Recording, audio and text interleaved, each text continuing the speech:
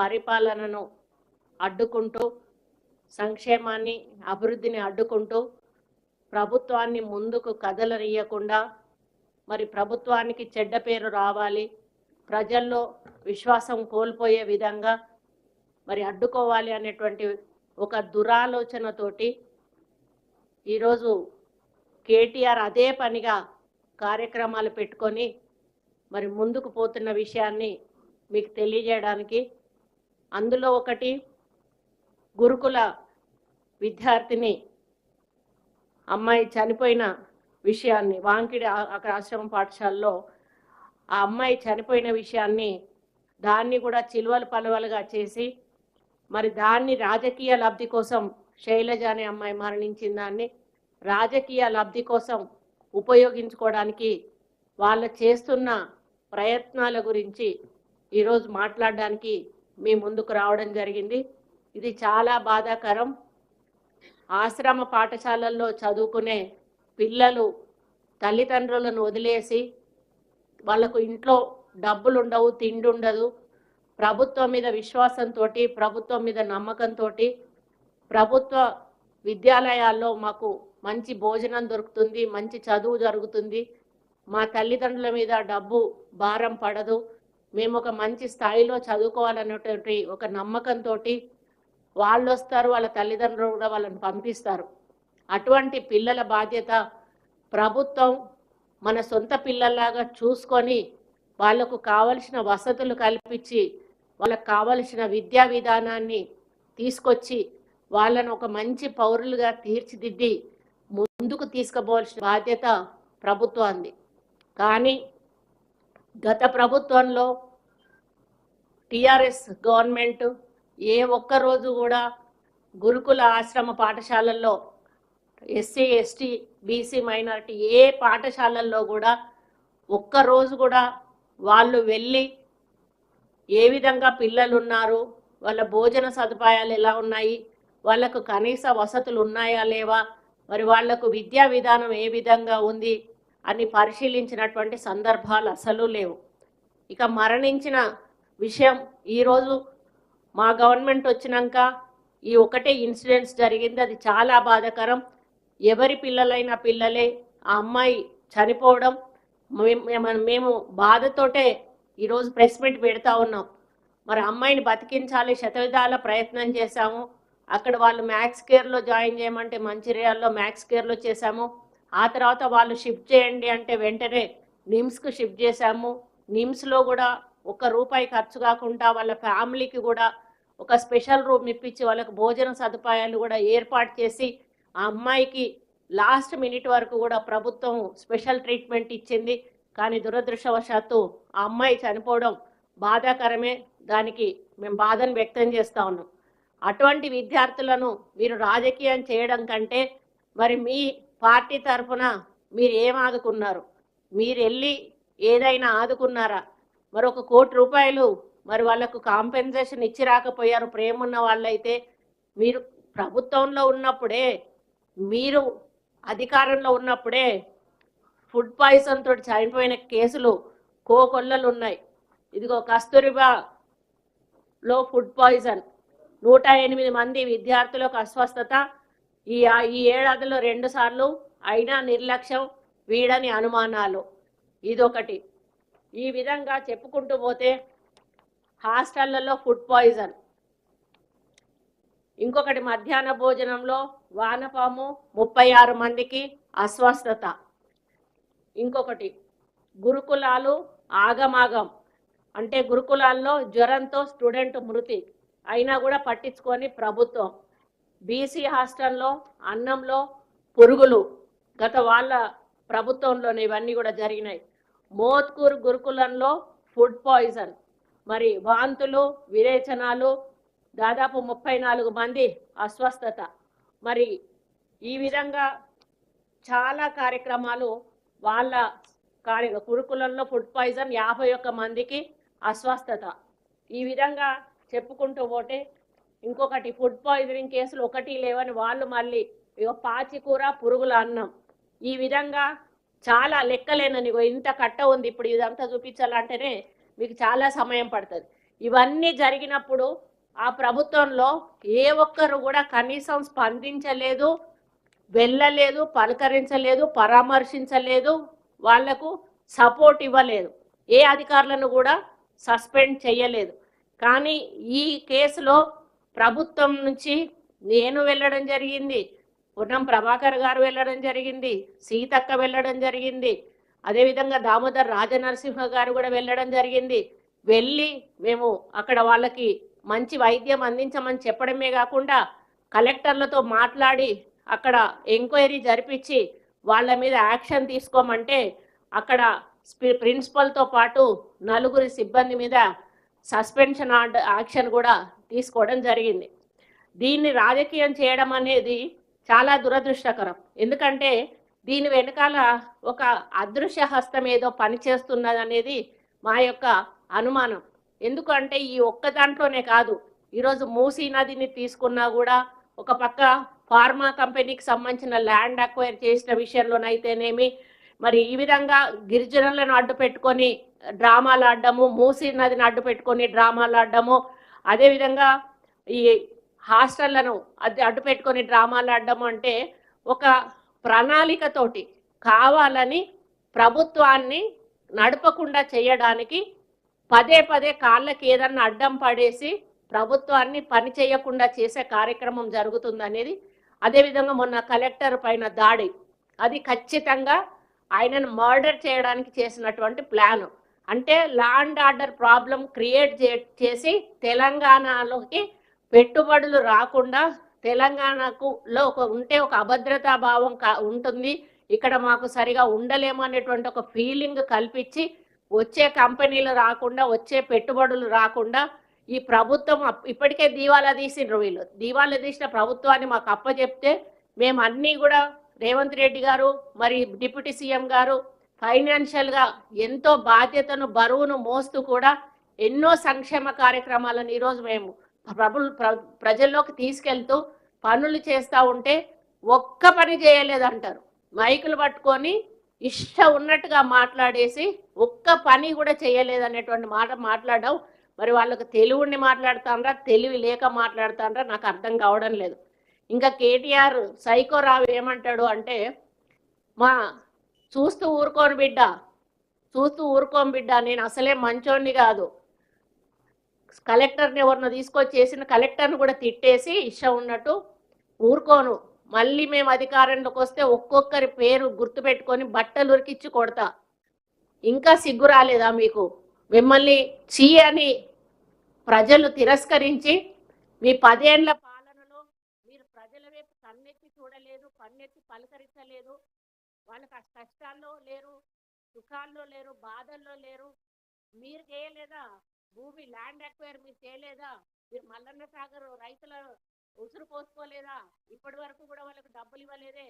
ఆ విధంగా చాలా అక్వైర్ చేశారు. మీరు కంపెనీలు కట్టేటప్పుడు కొన్ని చోట్ల తప్పనిసరి పరిస్థితుల్లో ప్రజలు మెప్పించి ఇప్పుడు ఈరోజు మేము వరంగల్ ఎయిర్పోర్ట్ చేస్తా ఉన్నాము, అక్కడ 250 ఎకరాలు ల్యాండ్ అక్వైర్ చేస్తా ఉన్నాము. రైతుల నుంచి చేసేది ఒక పాలసీ ఉంటుంది.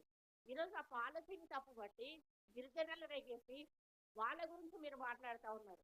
గిరిజనుల గురించి మాట్లాడే నైతిక హక్కు ఈరోజు టీఆర్ఎస్ సైకోరావుకు లేదని చెప్తా ఉన్నా. ఆ రోజు అదే మహబాద్లో కూడా మరి వీళ్ళు ల్యాండ్ అక్వైర్కి పోతే వాళ్ళు మహిళలు అడ్డం పడితే వాళ్ళను లాఠీ చార్జీ చేపించి పసిపిల్లలు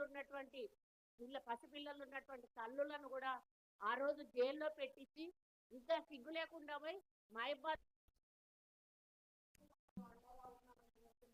మాట హాస్యాస్పదంగా ఉంది. మరి ఇక్కడ మహబూబ్ నగర్ దగ్గర పోయి, నగచర్ల దగ్గర పోయి అక్కడ వాళ్ళను పలకరించి వచ్చి మంచిగా స్టార్ హోటల్లోకి పోయి బిర్యానీలు తిని మంచి కడుపు నిండా పోయింది. మరి అక్కడ వాళ్ళకు పెట్టేయాలి బిర్యానీలు, వీళ్ళు మాత్రమే తిన్నారు. అంటే ఇదంతా కూడా కపట నాటకం, కావాలని కపట నాటకం ఆడి ప్రభుత్వాన్ని బద్నాం చేయడానికి ఈరోజు వీళ్ళు ప్రయత్నం చేస్తా ఉన్నారు. ఇది ఒక ప్రణాళికతోటి, ఒక ప్లాన్ తోటి కావాలని చేస్తున్నటువంటి కార్యక్రమం. ప్రతి దాని మీద మా ప్రభుత్వం ఎంక్వైరీ చేస్తుంది. వాళ్ళు మాట్లాడే మాటలు గాలిలో పోతాయి అనుకుంటే చాలా తప్పు. ప్రతి మాట మీద కూడా ప్రభుత్వంకి ఒక సంస్థ, ఇంటెలిజెన్స్ సంస్థ అనేది ఉంటుంది. ఆ సంస్థ దాని మీద నిఘా పెడుతుంది. ఆ నిఘా వెనకాల ఏమేమి ఉన్నాయి అన్నీ కూడా బయటకు వస్తాయి. వచ్చినప్పుడు దాంట్లో ఎవరి ఇన్వాల్వ్మెంట్ ఉన్నది అనేది తెలుస్తుంది. తెలిసినప్పుడు 100% వాళ్ళ మీద చట్టపరమైన చర్యలు తీసుకోవడం జరుగుతుంది. ఈయన మాట్లాడుతూ అంటాడు, నేను జైలుకు పోతా, నేను జైలుకు పోతా, మూసిని అడ్డం పెట్టుకొని జైలుకు పోతా అంటాడు. గిరిజనుల కోసం జైలుకు పోతా అంటాడు, వాళ్ళ కోసం జైలుకు పోతా అంటాడు, వీళ్ళ కోసం జైలుకు పోతా ఉంటాడు. అసలు ఆయన చేసిందేదో ఉంది, ఆ తప్పులేవో బయటకు వస్తూ ఉన్నాయి. ఆ తప్పుల్లో జైలుకు పోతా అనేది ఆయనకు తెలుస్తూ ఉంది, 6th సెన్స్. కానీ అది ఒప్పుకోక ప్రజల కోసం జైలుకు పోతా అని చెప్పేసి పెద్ద ఏదో స్వతంత్ర సమరయోధుల్లాగా మాట్లాడుతూ ఉన్నాడు.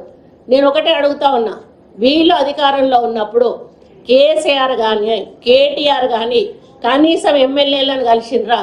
ఎమ్మెల్యేల సమస్యలన్నా విన్నారా? నేను ఎమ్మెల్యేగానే ఉన్నా కదా, ఏ రోజన్నా మమ్మల్ని కలిసి మా సమస్యలు విన్నారా? మంత్రులకైనా దొరికినరా మీరు? కానీ ఈరోజు చిన్న చిన్న పిల్లల్ని ఎత్తుకుంటాడు, వాళ్ళని ముద్దాడుతాడు. అదంతా కూడా అది న్యాచురల్ అనేది ఎవరికైనా తెలుస్తుంది, న్యాచురలా కాదా అనేది. నువ్వు న్యాచురల్గా చేసి ఉండుంటే నువ్వు అధికారంలో ఉన్నప్పుడు కూడా చేసి ఉండాల్సింది. కానీ ఈరోజు ప్రతిపక్షముకు లాగానే ఏమన్నా అంటే నీ ప్రభుత్వాన్ని దింపేదాకా నేను నిద్రపోను అంటాడు. ఎట్లా దింపుతావు? 5 ఏళ్ళ దాకా నీకు ఏం అధికారం ఉన్నదని దింపుతావు? ఆ మాత్రం జనరల్ నాలెడ్జ్ కూడా లేదా సైకోరావు నీకు? ఇప్పుడు ఒక ప్రజాస్వామ్య పద్ధతులు ప్రభుత్వం ఎన్నుకున్నాక 5 సంవత్సరాల ప్రభుత్వం నడుస్తుంది. మైనారిటీలో పడితే కానీ ప్రభుత్వం పడిపోతుంది. ఏమన్నంటే నేను దించుతా, నేను దించేదే అని అంటాడు. అది అసలు నాకు అర్థమే అవుతలేదు, ఎందుకంటాడు ఆయన ఆ మాట అని చెప్పేసి. 5 సంవత్సరాల తర్వాత మేము అధికారంలోకి వస్తాం, మిమ్మల్ని దింపి అని మాట్లాడితే ఓ పద్ధతి ఉంటుంది, కానీ మేము ఇప్పుడే దింపుతా అని చెప్పేసి మాట్లాడతాడు. అంటే ఆయన ఒకలాగా చెప్పాలంటే ఒక మానసికంగా ఆయన ఒక ఇబ్బందిలో ఉన్నాడు. 10 సంవత్సరాలు రారాజులాగా రాష్ట్రాన్ని ఏలి మరి ఆయన చెప్పిందే వేదం అన్నట్టుగా నడిచిన ఇప్పుడు ఆయనకు మొత్తం అధికారం పోయి మరి అంటే ఒక ఆకాశం నుంచి ఒకటేసారి భూమి మీద పడేస్తే ఆయనకు మొత్తం ఒంట్లో ఉన్న ఎముకలన్నీ ఇరిగిపోతే ఏ పరిస్థితి ఉన్నదో ఆ పరిస్థితిలో ఉన్నాడు. మళ్ళీ ఈ మధ్యలో పాపం చెల్లె బయటకు వచ్చింది. చెల్లె లోపల ఉన్న రోజులు కొంచెం హ్యాపీగానే ఉన్నట్టున్నాడు. చెల్లె బయటకు వచ్చినాక మరి ఏవో కొన్ని వార్తలు బయటకు వస్తూ ఉన్నాయి. మరి కాసేపు హరీష్ రావు కవిత ఒకటైందా ఎతాన్రని, లేకపోతే ఏదో కేసీఆర్ కవితకేదో ఆమెకు ప్రముఖ స్థానం ఏదో ఇవ్వబోతున్నాడని, మరి కొంచెం ఈరోజు బీఆర్ఎస్ పార్టీ కొంచెం ప్రజల్లో చులకన కావడానికి కేసీఆర్ కేటీఆర్ చేసే కార్యక్రమాల వల్ల కొంత పేరు పడిపోతుందని ఇటువంటి వార్తలు కూడా వస్తున్నాయి. మరి ఆ విధంగా కూడా కొంత మానసిక ఇబ్బందులు ఆయన ఉన్నాడేమో అని చెప్పి నేను అనుకుంటా ఉన్నాను. కనుక ఒక్కటే, మా ప్రభుత్వం ఎప్పుడు కూడా ప్రజల క్షేమం కోసం, ప్రజల అభివృద్ధి కోసం విద్య వైద్యం ఈ 4ంటిని, సంక్షేమము అభివృద్ధి విద్య వైద్యం ఈ 4ంటిని దృష్టిలో పెట్టుకొని మా ముఖ్యమంత్రి గారు ఈ సంవత్సర కాలం పూర్తి కావస్తున్న సందర్భంలో మీ అందరికీ కూడా తెలుసు 9వ తారీఖు వరకు కూడా ఈ తెలంగాణ సంబరాలు జరుపుకోవడం జరుగుతుంది. మరి దానితో మరి ప్రభుత్వం చేసిన ప్రతి ఒక్క డిపార్ట్మెంట్ నుంచి చేసిన అభివృద్ధి సంక్షేమ కార్యక్రమాలు ప్రజల ముందుకు మరి రాతపూర్వకంగా కాదు, మేము ఫిజికల్గా కూడా వాటిని మేము చెప్పబోతా ఉన్నాము. మరి దాని ద్వారా వాళ్ళకి అప్పటికైనా తెలుస్తుందని నేను అనుకుంటా ఉన్నాను. మా ప్రభుత్వం ఏమేం చేసింది, ఏమేం అభివృద్ధి కార్యక్రమాలు చేసింది అని చెప్పి తెలుస్తుందని నేను అనుకుంటా ఉన్నాను. మరి ఇంకొకటి, ఈయన ప్రవీణ్ కుమార్ ఈయన సెక్రటరీగా చేశాడు, గురుకుల పాఠశాలలకు సెక్రటరీగా చేశాడు. ఆయన చేసినప్పుడు కోట్ల రూపాయల డబ్బులు దుర్వినియోగం చేసినటువంటి సంఘటనలు ఉన్నాయి. అప్పుడు బీఆర్ఎస్ వాళ్ళే ఆయనను తీసేసిండ్రు, ఆయన వెళ్ళిపోయిండు. మరి అప్పుడు ఆయన మీద ఎటువంటి ఎంక్వైరీ వేయలేదు. అప్పుడు బాల్క సుమన్ను గ్యాదర్ కిషోర్ ఇద్దరు కూడా కూరగాయల కొనుగోలు, షూస్ కొనుగోలు టెండర్లు లేకుండా జరుగుతున్నాయని ఆర్ఎస్ ప్రవీణ్ కుమార్ మీద అప్పుడు పరోక్షంగా దాడి చేసిండ్రు. కానీ తర్వాత ఎటువంటి మరి రియాక్షన్ కూడా వాళ్ళు చూపెట్టలేదు. అప్పుడు భోజనంలో కప్పలు బొద్దింకలు అవన్నీ కూడా వచ్చినటువంటి సందర్భాలు వాళ్లకు తెలుసు. 2018 నుంచి దాదాపు 99 కోట్ల రూపాయలు ఎటువంటి అనుమతులు లేకుండా కూడా డబ్బులు ఆయన ఖర్చు చేయడం జరిగింది. 103 గురుకుల స్కూల్ బిల్డింగులు అన్నీ కూడా బీఆర్ఎస్ ఎమ్మెల్యేల బంధువుల ఇళ్లలోనే కిరాయికి నడిపించారు. మరి వాళ్ళకి ఎంత లబ్ధి చేకూర్చారో వాళ్ళకే తెలియదు. 1000 మంది స్టాఫ్ను ప్రభుత్వం అనుమతి లేకుండా రిక్రూట్ చేసుకొని నెలకు 9 కోట్లు ఇష్టారీతిన ఖర్చు చేయడం జరిగింది. వాళ్ళంతా కూడా ఆర్ఎస్ ప్రవీణ్ కుమార్ అనుచరగణంగా ఉన్నారు.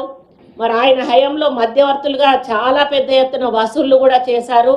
మరి వాటి సంగతి కూడా ఆ రోజు గత ప్రభుత్వం పట్టించుకోలేదు. కాంగ్రెస్ ప్రభుత్వం ఇప్పుడు ఏది చేసినా కూడా రూల్ ప్రకారం చేస్తూ ఉంది. అప్పుడున్న అవినీతిని ఎండగట్టి పక్కన పెట్టి ఇప్పుడు రూల్ ప్రకారం పోవడం వల్ల కొంత వాళ్ళలో కడుపు మంట మొదలైంది. అరే మేము తినే ఈ అవినీతి సొమ్మును మాకు దక్కకుండా చేస్తూ ఉన్నారని. అదే ప్రవీణ్ కుమారు రోడ్లు పట్టుకొని మరి దళిత బిడ్డగా నేను ఐఏఎస్గా రాజీనామా చేసి ఐపీఎస్ నుంచి నేను ప్రజలకు కోసం పోరాటం చేస్తా అని మరి ఊర్లు తిరిగిండు. మరి అదే ఆయన తిరిగేటప్పుడే నేను అనుకునేదాన్ని, ఒక ఐపీఎస్ ఆఫీసరు ఆయన మధ్యంతర వాలంటరీ రిటైర్మెంట్ తీసుకొని ఇన్ని డబ్బులు ఎక్కడి నుంచి ఖర్చు పెడతా ఉన్నాడు అని చెప్పి నేను అనుకునేదాన్ని.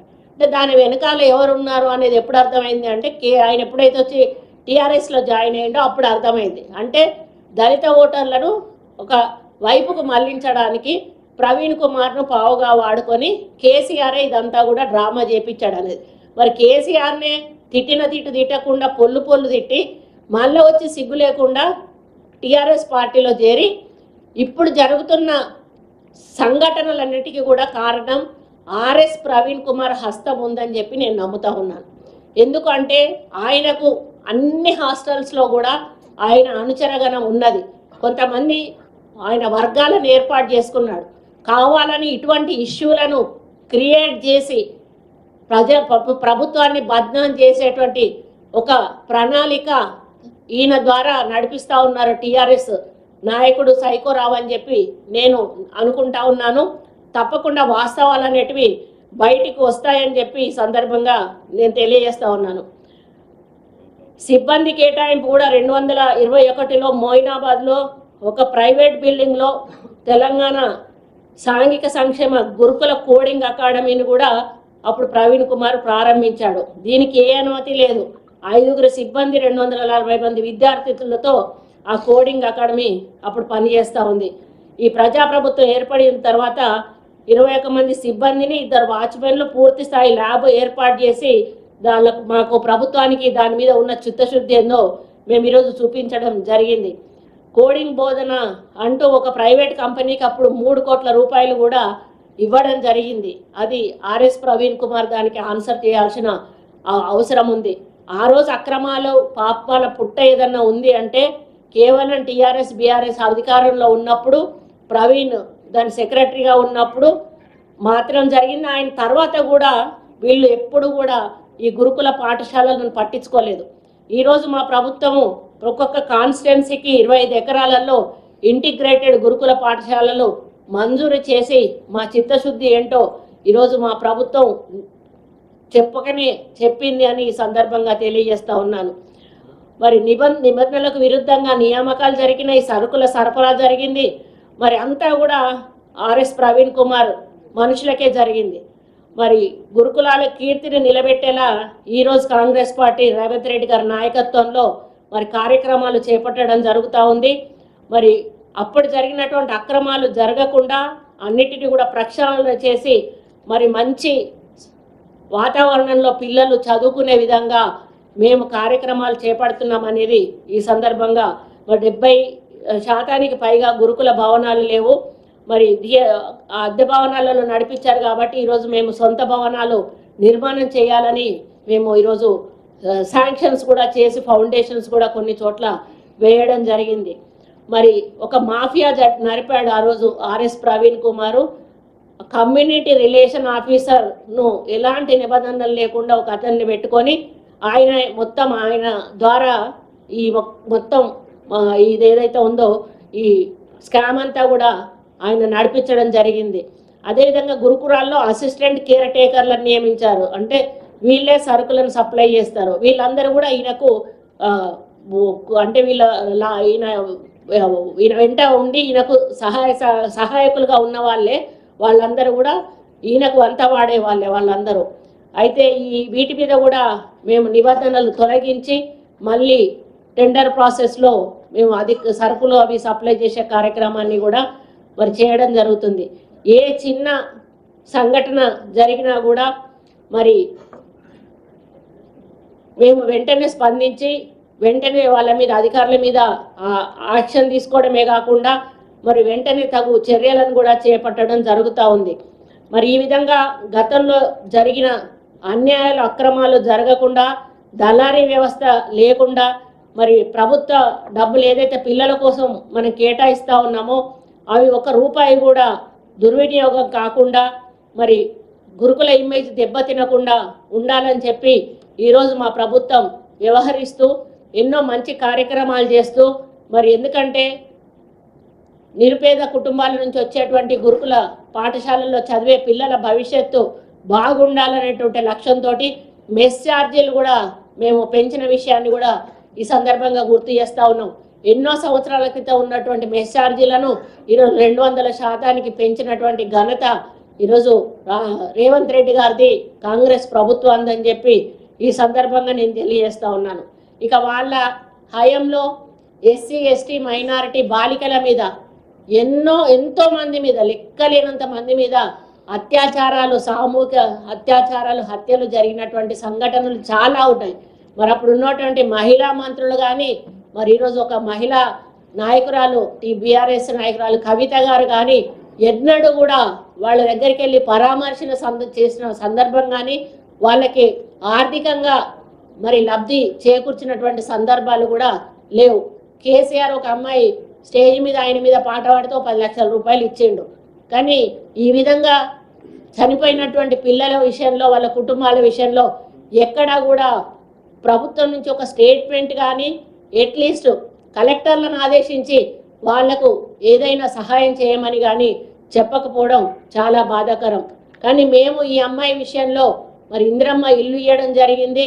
అదేవిధంగా అమ్మాయి వాళ్ళ ఇంట్లో ఒక జాబ్ కూడా ప్రొవైడ్ చేయడం జరిగింది. పోయిన ప్రాణాన్ని ఎలాగో తీసుకురాలేము, కానీ కుటుంబానికి అండగా ఉన్నాము మేము అనేటువంటి ఒక స్థైర్యాన్ని కల్పించాల్సిన బాధ్యత మా మీద ఉంది. కాబట్టి ఈరోజు మేము ఆ కార్యక్రమాన్ని చేపట్టడం జరిగింది.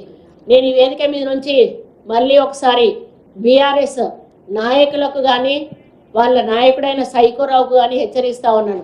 అయ్యా, నువ్వు ఒక ఫ్రస్ట్రేషన్లో ఉన్నావు, నీకు అధికారం ఇప్పుడు అప్పుడే చేతికి రాదు, గిలగిల కొట్టుకున్నా కూడా ఇంకో 4 సంవత్సరాలు ఎలక్షన్ల వరకు ఆగాలి, అప్పటికైనా కూడా ప్రజలు మిమ్మల్ని నమ్మాలి, అప్పుడు నమ్మినప్పుడు నీకు ఓటేసినప్పుడు నీకు మెజారిటీ వచ్చినప్పుడు కానీ అది అప్పటికి నువ్వైతావా మీ చెల్లైతావా అనే పోటీ కూడా మొదలవుతుంది. కాబట్టి అంత ఈజీగా నువ్వు ఇప్పుడు మాట్లాడితే లటుక్కున పోయి నువ్వు సీఎం కుర్చీలో కూర్చునే పరిస్థితి కాదు, అది ఆలోచించుకో.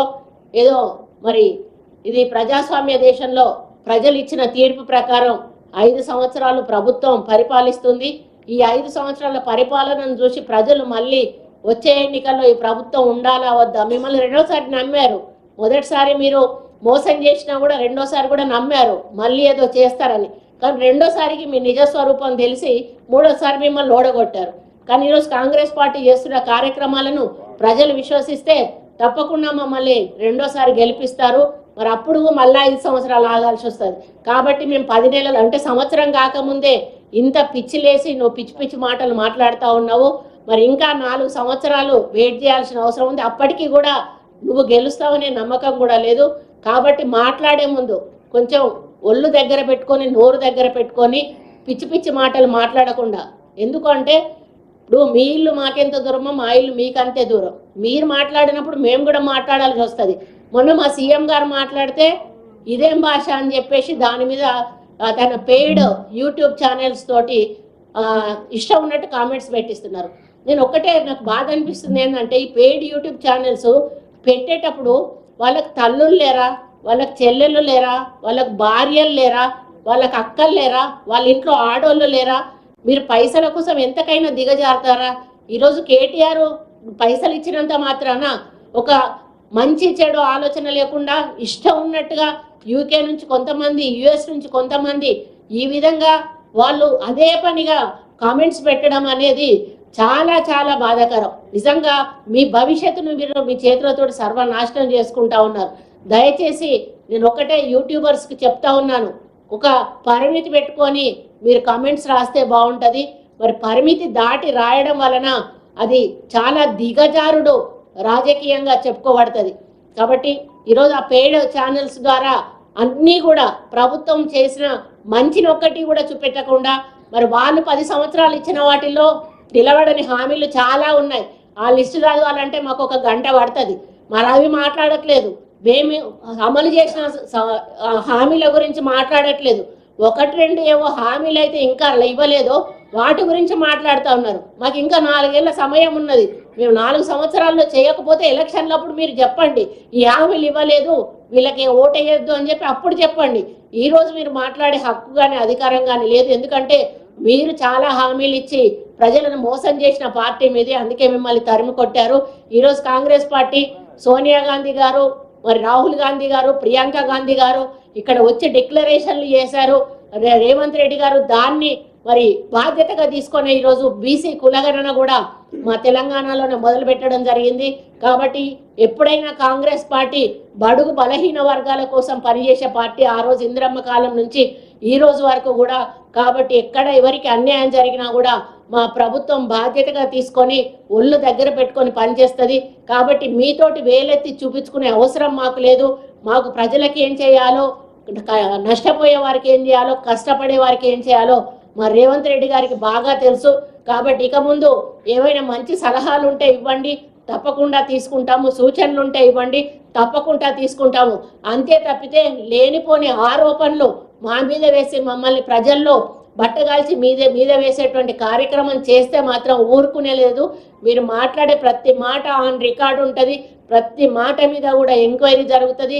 ప్రతి మాట మీద కూడా రిపోర్ట్ తీసుకోవడం జరుగుతుంది. ఆ ప్రతి రిపోర్ట్ మీద కూడా యాక్షన్ తీసుకోవడం జరుగుతుంది. నువ్వు జైలుకు పోవాలని నీకు ఉబలాట ఉన్నదని మాకు కనిపిస్తూనే ఉన్నది. ఆధారాలన్నీ కరెక్ట్గా వచ్చిన రోజు తప్పనిసరిగా నువ్వు వద్దన్నా కూడా జైలుకు పోతావు. ఊకే పాపం అడుగుతాంటే మాకే బాధ అనిపిస్తుంది, అయ్యో పంపించలేకపోతానే అని.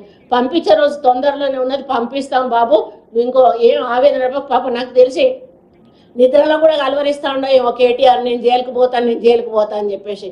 కొంచెం ఆలోచన తగ్గించుకో. సమయం వచ్చినప్పుడు ఎవరైనా కూడా ఆపలేరు. నీ చెల్లెకి సమయం వచ్చినప్పుడు పోయింది, సమయం వచ్చినప్పుడు బయటకు వచ్చింది.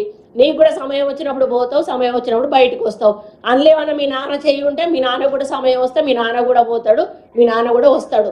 కాబట్టి అటువంటి ఆలాపనలు పెట్టుకొని పాపం ఆరోగ్యం ఖరాబ్ చేసుకోకుండా కొంచెం మైండ్ దగ్గర పెట్టుకొని కొంచెం సైకియాట్రిస్ట్కు చూపించుకొని కొంచెం ట్రీట్మెంట్ తీసుకొని ఇక ముందు మాట్లాడేటప్పుడు ఒళ్ళు దగ్గర పెట్టుకొని మాట్లాడితే బాగుంటుంది అనేది నా యొక్క సలహా. Thank you.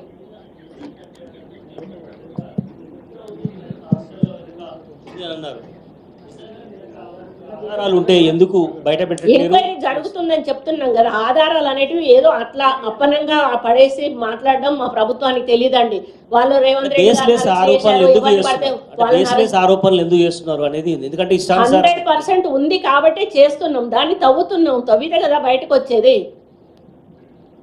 మేడం, సంవత్సరం అయినా కానీ ఇంకా అధికారులు మీ మాట వినట్లేరా? ఎందుకు పదే ఇలాంటి సంఘటనలు పునరావృతం అవుతున్నాయి? పాలన మీద పట్టు రాలేదా? ఇంకా అధికారులు తప్పెక్కడా లేదండి. ఇక్కడ ప్రతిపక్షాలు కావాలని క్రియేషన్ చేస్తున్నాయి. అధికారులు వాళ్ళ పని వాళ్ళు ఒళ్ళు దగ్గర పెట్టుకొని బాధ్యతాయుతంగా వాళ్ళు చేస్తూ ఉన్నారు. ప్రభుత్వం ప్రవేశపెట్టిన ప్రతి పథకాన్ని కూడా ప్రజల్లోకి తీసుకెళ్తా ఉన్నారు.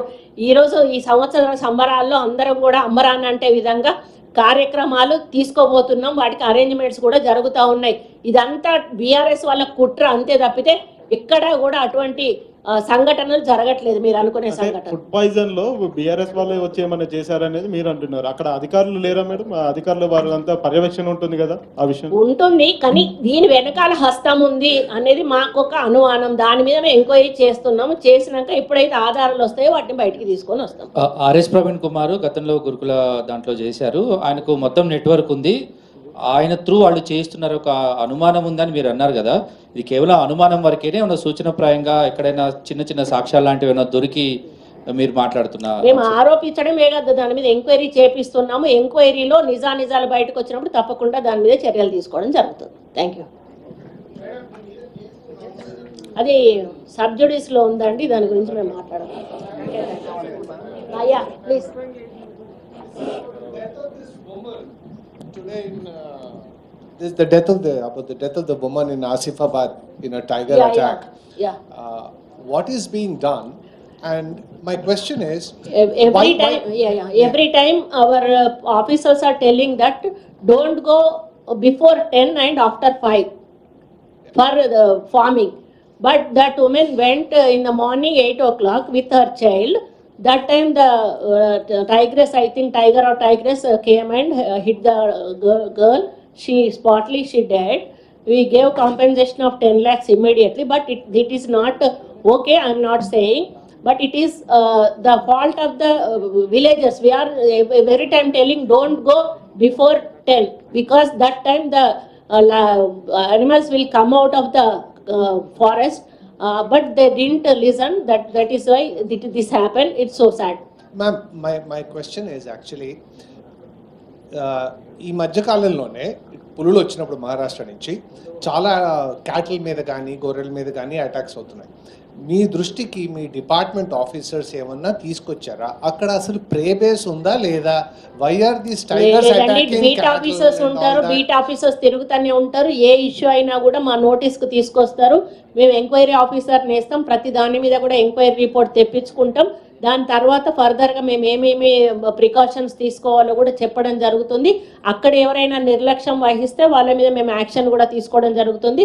గతంలో జరిగిన దాంట్లో మేము ఆఫీసర్స్ 2-3 ఆఫీసర్స్ కూడా సస్పెండ్ చేయడం జరిగింది. అప్పుడు మీరు ఒకసారి దాడి అయింది కదా ఆవు మీద, అప్పుడు టైగర్కు మందు పెట్టి చంపారు.